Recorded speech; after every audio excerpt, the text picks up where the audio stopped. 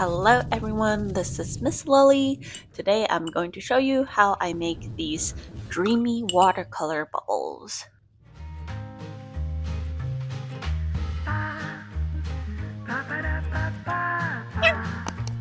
You need watercolor paper, watercolor, water for paint, and some circle templates.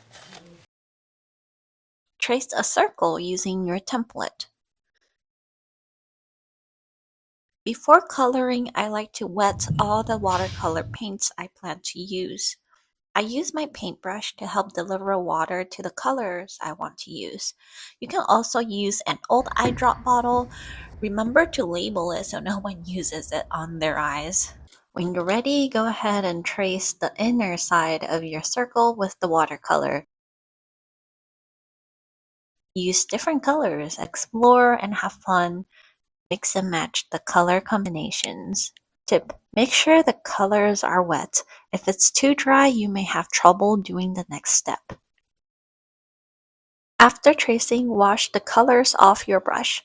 Without adding more paint, push the existing paint toward the inside of your bubble.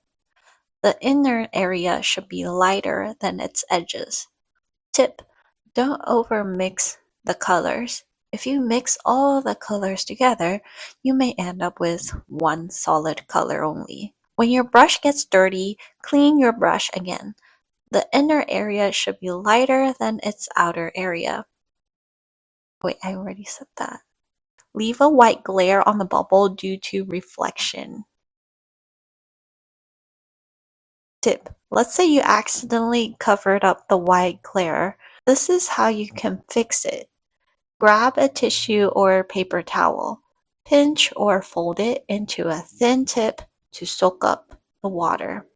You have to do this right away before it dries. Tip: another way to get the colors lighter is to use dried paintbrush to soak back up the watercolor that's on your paper. I'm not a big fan of this first one I did, but that's okay. We can always try again. The more we practice, the better we get. The fun part about using watercolor is to go with the flow a bit. Here is a technique you can play with. Do the wet on wet technique. While the paints are still wet, add some spots of color. Tap tap tap with the wet paint. You can choose to leave it as it is, or if you want to be more subtle, clean your paintbrush, make sure to scrape off excess water first, then tap tap tap until it blends out a little more. Don't overdo the blending so you can still see the subtle spots. That's it! Great job for trying out your first bubbles. With a few more practices, it will become easier and your bubbles will become more and more beautiful. After some practice, I'm going to start a new sheet for my goal setting bubbles. Do you have goals that you wish to achieve? I'm using these bubbles to paint a poster for my goals. Watch this video and I'll share with you how I make a visual poster to help remind about my intentions this year. I prepare all my colors first. I want the aesthetics to feel dreamy, so I choose pastel and dreamy colors. Only work on your overlapping bubbles after the colors dried completely. Tip: how do I know if the paint is still wet? Look at it from different angles. If it's still shiny like this, it is still wet. When it's still really wet, do not hold your blow dryer really close up to your art. You'll likely blow away your watercolor, although you may want that if you like to make that effect, like a bursting bubble. Hold your dryer up high above the paper. You can gently touch with your hand to check if it's fully dried.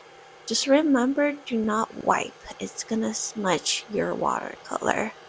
Do you find this watercolor bubble painting fun? I find it so fun. Like, I just want to try different shapes and colors. You can use the same painting method for different shapes like hearts and what I'm doing right here, numbers, to make it look like bubbles. Here are my number bubbles.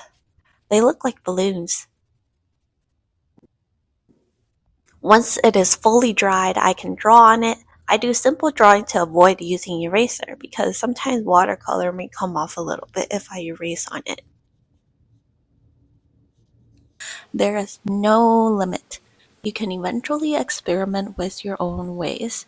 Once you become a pro at the rules, go ahead and break them creatively, says Pablo Picasso. Thank you everyone for watching. I hope you found this video useful. Try it if you haven't yet. It's super fun. I'd love to see your artwork if you tried it. You can email me or if you posted on Instagram, mention Tabby Lily Art or DM me a picture of your work on Instagram. Go watch my goal setting video to see how some of my students did on their watercolor bubbles. I will see you there.